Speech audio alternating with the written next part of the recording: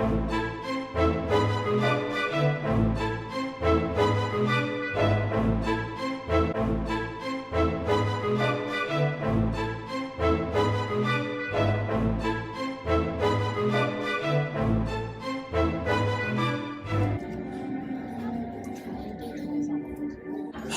and welcome to the America Gardens Theater. In just a few minutes, we invite you to experience the Animation Academy here at the Epcot International Festival of the Arts. Please find your seats now, as this presentation will begin in just a few minutes. Thank you. You guys can get out paper and pencil and draw from home. See how it turns out. Enjoy, everybody. Please welcome your sketch artist, Lon Smart. Hey everybody, welcome to the Epcot International Festival of the Arts. I hope you're all having a good time and getting inspired and seeing all the artwork. How many artists are out there? See some hands. Nice. Nice to meet you, my fellow artisans. My name is Lon. I've been with Disney about 30 years. I started when I was 5. And then I worked on a lot of the movies like Lion King, Hunchback of Notre Dame, Pocahontas, Emperor's New Groove. Anyone? So Lilo and Stitch, Princess and the Frog, Brother Bear, on and on and on and on. And then Mulan too. That was a good one. And then I got a job over at Imagineering Live Entertainment, where I do a lot of concept art and character art for the parks. I did the 50 golden statues. That was a lot of fun as a project. And just random things that you might see, throw it here and there and everywhere. I'd have to walk through the park and just kind of start pointing some things out. But I love it. It's a great opportunity to continue to learn and grow as an artist every day. And that's one thing as an artist, I'm sure you already know, is you're always learning. You're always getting better. You never want a treadmill. You always want to improve. So that's what we're going to do. We're going to practice right now. We're not going to worry about doing a perfect drawing. We're going to learn the process. And it's a tropical day. Who's here for drawing Lilo? About an hour ago. Okay, good. Now we're going to draw Stitch. We're going to make a family. We're going to make a Ohana. So if you already started it, you can draw Stitch on the other side of the page. If not, you can have a fresh picture of Stitch. And I know we got a lot of Stitch fans out there. And I promised my friend Cameron I would not call him out as being a big fan of Stitch. And so I won't call Cameron out right now, who's sitting in the audience, as being a big fan of Stitch. Don't worry, Cameron. I'm not going to embarrass you at all. So what we're going to do is, what I want you to do is just watch what I do first, okay? We're going to do a nice light sketch. I'll do it first, watch what I do, and then you do it, and together we'll just kind of work our way through the process of drawing any character. Now, we're drawing Stitch, but you can use this process for practicing anything at all. Now, if you notice on the side here, we have something called a model sheet. Now, the model sheet is what we use as a reference base. Because when we're working on a film, we get a lot of artists working together. We all have to draw the character the same way. And the character was designed by Chris Sanders, who's also the director of the film, and also the voice, and also returning as the voice for the new production. So we all had to draw like him. We had to relearn how we all would draw from film to film, and this film was no exception. So what I'm going to do is I'm going to start out with a simple shape, and with him, well, typically we start out our drawings with a circle. Now with Stitch, slightly different. It's almost going to be like an upside down bowl. So we're going to do this shape here. Now also watch where I'm putting it in the page, because we're going to have to leave some space up on the top of your page and around for these big ears. So I'm going to draw an upside down like popcorn bowl. And I always end up relating my drawings to food, typically because I'm usually very hungry. It's almost snack time. So just like that. Okay, see how tall it is, see how wide it is. That's generally what we're going to do. And I draw really rough and sketchy to start, which is fair. We're going to tighten up our drawing later on. So we're just looking for the big shapes right now. We're looking just to find the drawing images and the big picture, and then we'll get into all the details later. Right, Cameron? Right. So next thing we're going to do is, now if you were here first, Lilo is actually pointing off to the right. What we're going to do is we're going to have Stitch pointing off to the left, so you can make a bit of an Ohana image. I'm going to draw a vertical line that's going to curve here, and that's going to show me where the front of the face is going to be. So he's going to be looking just off to his right, our left. whenever we refer to the right and left of a character, it's always their right and left, because if they turn around, then their right and left just changed. So it's always their character, right and left. Don't be afraid to touch. Now, if you notice, Stitch has a huge nose, and if you also notice, our nose is below our eyes. Fair enough, Stitch's is not. Stitch is between both of his eyes, almost perfectly. So we're gonna do that really large round nose. Now look how large I make my circle here. And that's how big you're gonna make yours, right like that. Because we're gonna draw another eye there, another eye there. Now these two eyes are gonna be different in sizes because we're doing something called perspective. In perspective, when things go further away, they get smaller. Even in small cases where on a head, when a head turns, the far eye technically will be getting a little bit smaller because it's going away from you, and the eye that's coming closer is going to get larger. Same thing with these characters. That way it gives a bit of depth to the look. So as we draw in the next part, we're going to draw in another almond. Now, Lilo had almond-shaped eyes, and so does Stitch. So we're going to do the same thing here. But before we draw in the pupil, I'm going to draw in the mask. There's two parts of these eyes. We get the pupil part, we get this shape around it that we call a mask. Now that, if you notice, goes all the way, almost to the top of his head, really large. So what we're going to do is look at the shape that I'm drawing in here. Almost fills up all the negative space on this side of the head. And we're just sketching in a very round shape. We'll fine tune it, and remember, draw really light and sketchy. We're going to darken this up later. We're filling in almost all that negative space with a nice round circle. And that's going to be where the mask is. Almost go all the way to the top. Let's actually bring it up really close to the top of the head. There's almost a lot of tangents in this character. He is a lot of full features in his face. And the same thing on the other side. Now remember, we're going a bit further away, so it's going to be a little bit smaller. It's going to be a little bit flatter. It's not actually flat, it just looks that way because we're looking at it from an angle. Giving some of that dimension. It's like a big bug. It does have a bit of a buggy eyes. So now if you notice, with his pupils, the tear duct is really low, where the outside of his eye is really high, where it connects. So I'm even going to draw in a bit of a line right here, really lightly, angling down, and that's going to show me basically where the front and the back of his eyes are going to lie in. These are little construction lines. Now down here in the corner is where I'm going to draw the beginning of his eye, right down here. It's going to be a nice curved line. It's going to come all the way up, basically to the top of where the nose is. If I were to draw an invisible line from the top of the nose all the way over, you can even actually draw the line. It doesn't have to be invisible. And it's going to come back down and meet up at where we drew our line here. And that's where his actual pupil is going to be. Now, he doesn't have an actual pupil. He's actually just one solid color for his eye. And then underneath it, we're going to do another curved line. And it's going to, again, we're going to make a definite point. Another curved line is going to start here where the tear duct would be, come all the way back around and meet up on the back there.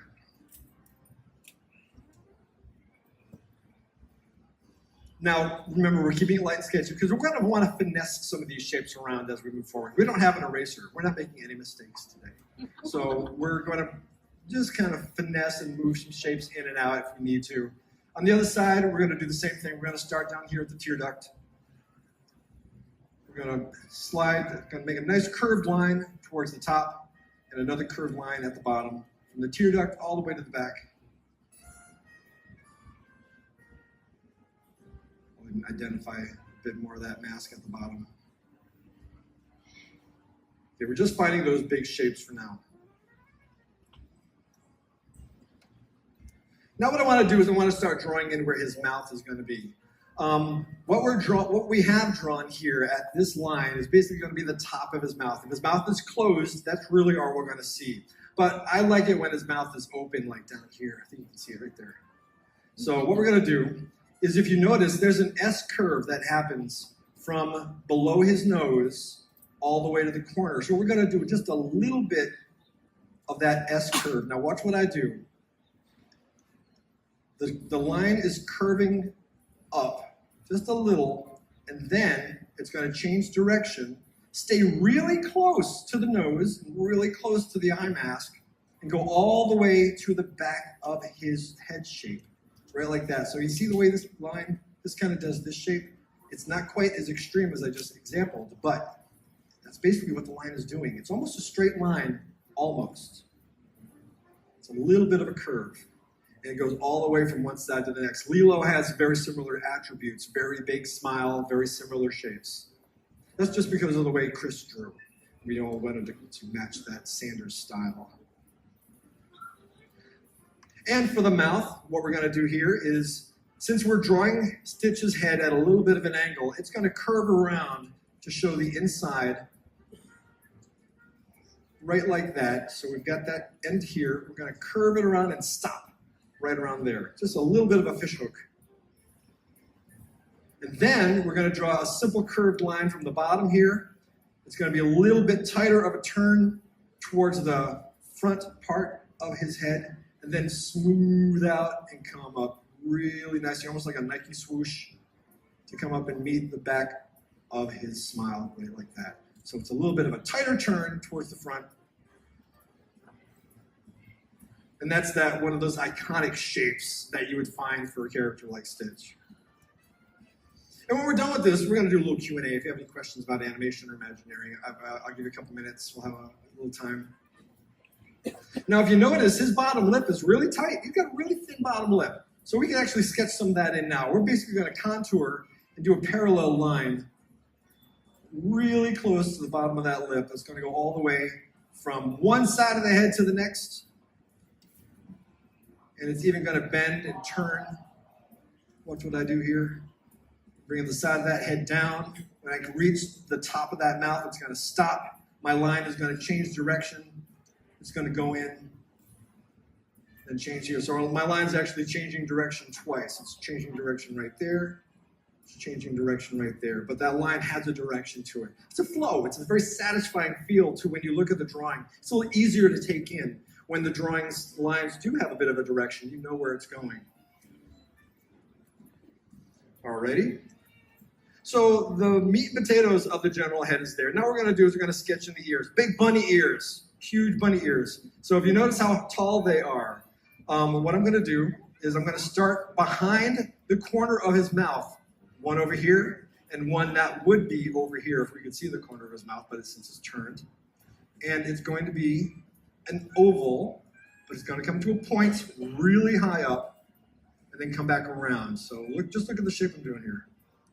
It's going to come to a point. We've got a nice curve. Again, the bottom of the ear has a nice direction. This one direction curve.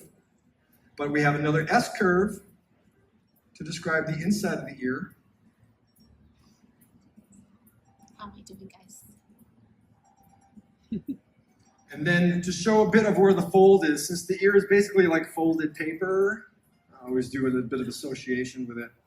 We're going to draw the top of that paper shape in another S curve that tucks up right behind the head, or right to the side of the head. It gets a little bit tricky.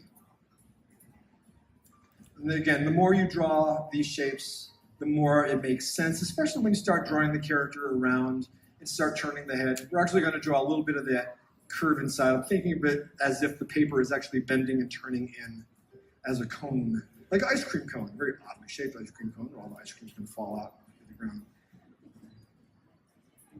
More food. Everyone eating the food? You sampling the food out there? A lot of tasty food? Good. It's good stuff? What's your favorite so far? The figment cone. Figment cone. Okay, I'm trying that. Didn't even know that was a thing. I'm going to try it. All right, and we're going to do the same thing for the other side of the head. Now, if you notice, again, we're talking perspective. If this is the angle that this ear is going to be, the other angle on some of these drawings, if you notice, is a little bit more flatter. Now we're looking at the ear not from the front, but from the side. So we're going to do that same general shape. I'm just going to block it in. Look what I do. I'm just blocking in a shape. I'm just drawing in a triangle. All right, that's all I need for now. But then I'm going to draw the inside of that ear, that folded paper. It's going to tuck up behind the head. I'm going to draw the bottom part of the ear. It's also going to tuck up behind that part. And since we are drawing the side, we're going to see a little bit more of the top of that ear. That's exactly how we're going to draw that in. So it's a little bit of an S curve. So look what I do, and then you go for it. And if it's not coming out perfect, don't worry, this is just practice. To draw these characters perfectly, it's going to take 2 to 3 hours, which is actually kind of ironic when you consider if there's 12 drawings, so 24 drawings per second of a traditionally animated film, and it takes 2 hours to do one drawing. I could work all day long, 8-hour day. I've done 4 drawings. I haven't even done half of a second's worth of animation yet. That's how much intricate and detailed these drawings go.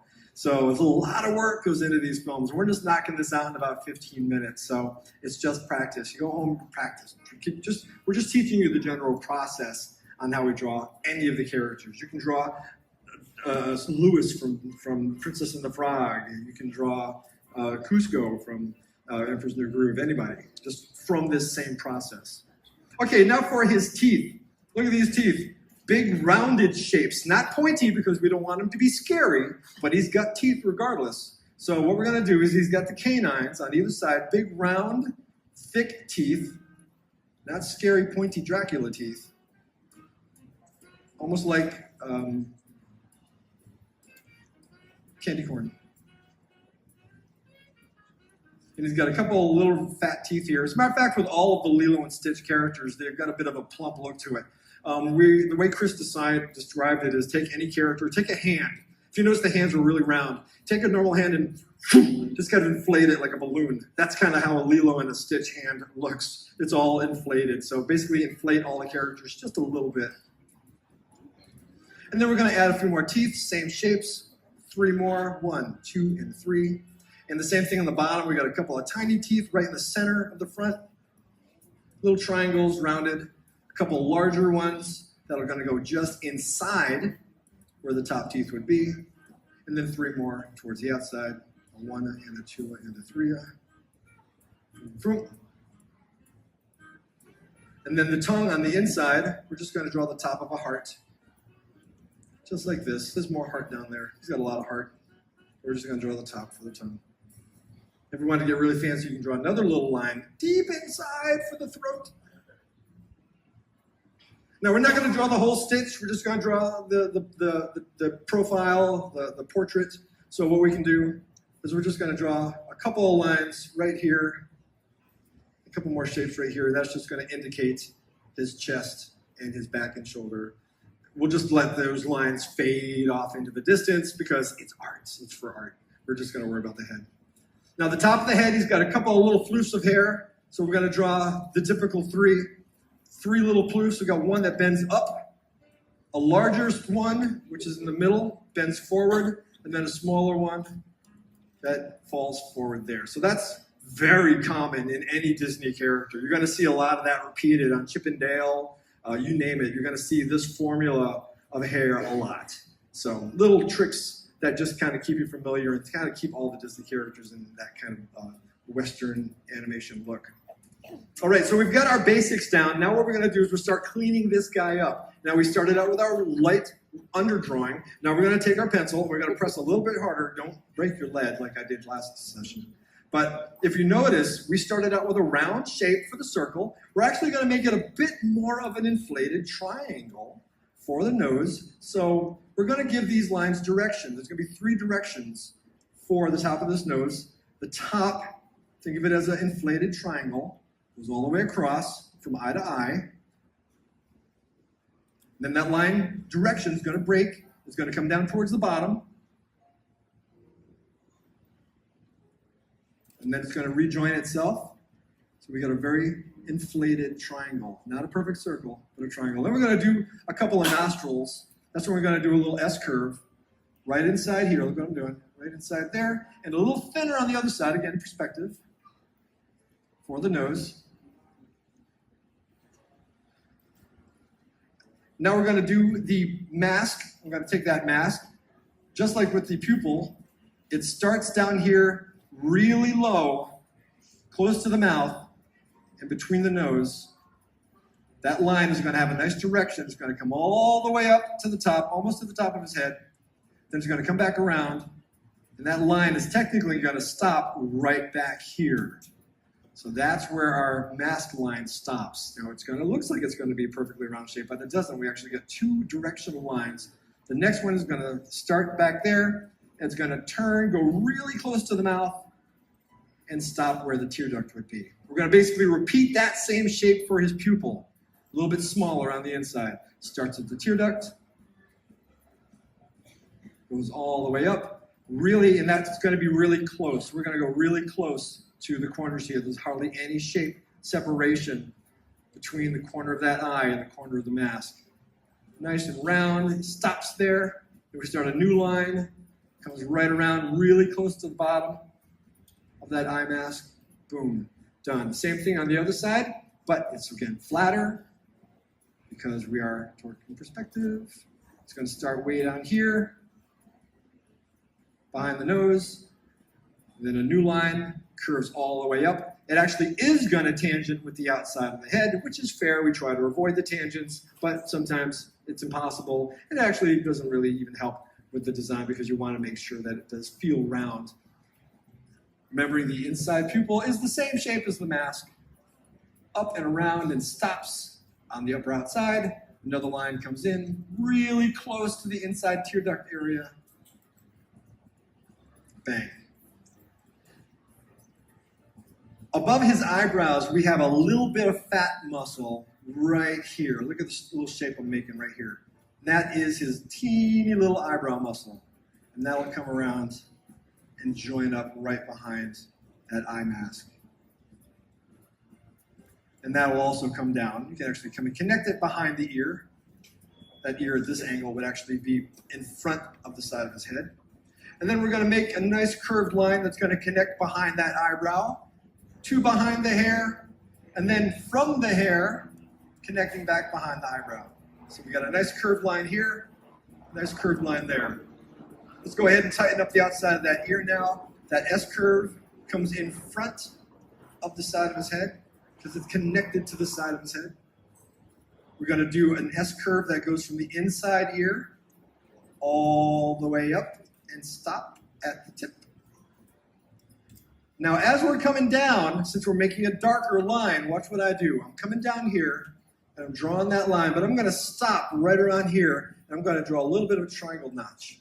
Because he's seen some battles. He's been in some fights. So he's got some notches taken out of his ears. Now, his left ear has a lower notch, and his right ear has a higher notch. That makes this character unflippable. Whenever we see a lot of artwork, it's like, oh, we want him facing the other direction. Just flip him. Can't do that anymore because these two make him a right and a left ear. So it's something you look for in artwork. If you ever see that and you notice that his left ear has a notch above, someone flips the drawing, it's not right. You'd be like, hey, they messed up, they messed up. Even look at your shirts right now. If you have a stitch on your shirt, you're going to see that it hopefully is proper. And it should be. Of course it is. And we're going to make a little notch for that battle. I don't know what happened to him, but he obviously won because he's still around. And on the other side, we're going to do another little notch right up here. And we're going to make a darker line.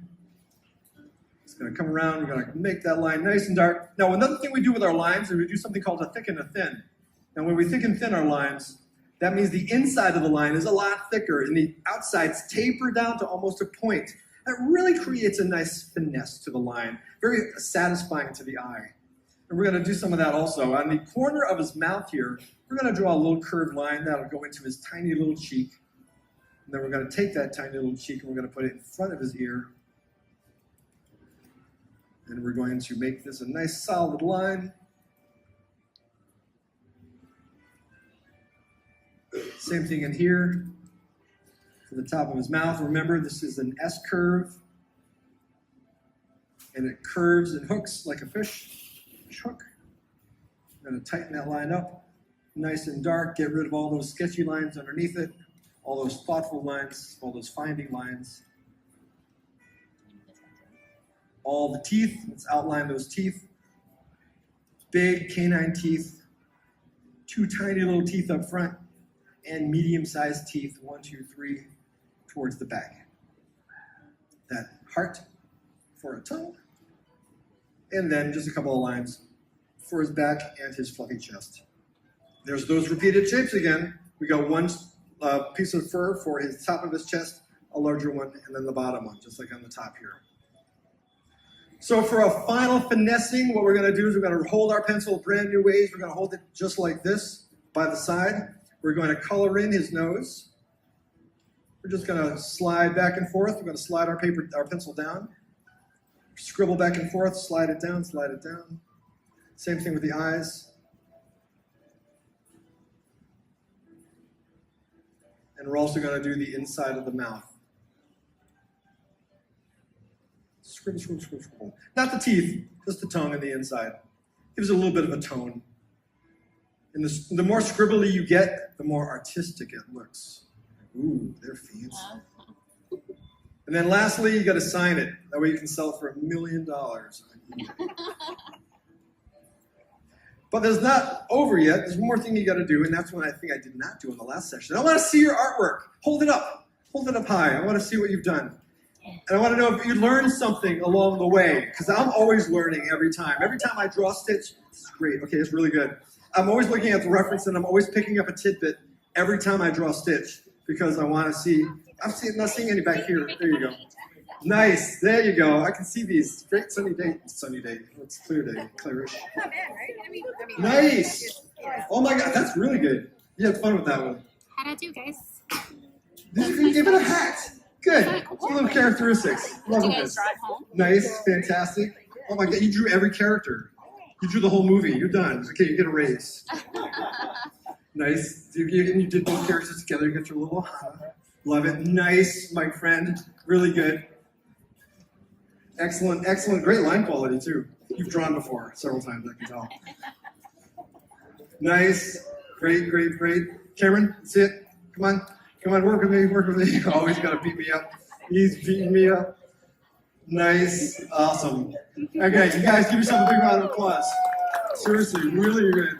Team of people working together, and everyone makes each other better along the way. So that's my favorite thing about working as an artist with Disney. Anyone else? Got another question? Yes. do you guys have any like internal lingo to make your communication like more concise? Like, can you give it more of a chip flip and less of a Dale down? Do we have any like secret language? Yes. Yes. Yes, of course. It's a secret. But it's a secret. There's terminologies and Yeah. stuff like that, of course, and you kind of pick those up along the way. Nice. But yeah, it's just corporate talk. Right. Corporate talk or in between, Yeah. I guess. Yes. Which one's your hardest I don't want to animation? give away the real secret. My hardest, Yeah. the hardest animation?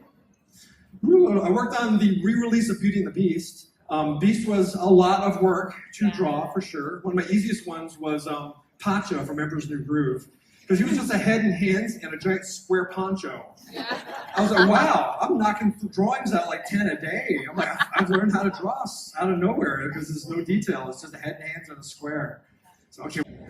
My favorite of all the characters to draw, probably still Mickey Mouse, because he's a challenge. You know, he's your buddy, he's a good guy, and you can trust him, and I like that in characters. So, you know, and Mickey kind of holds all that for me.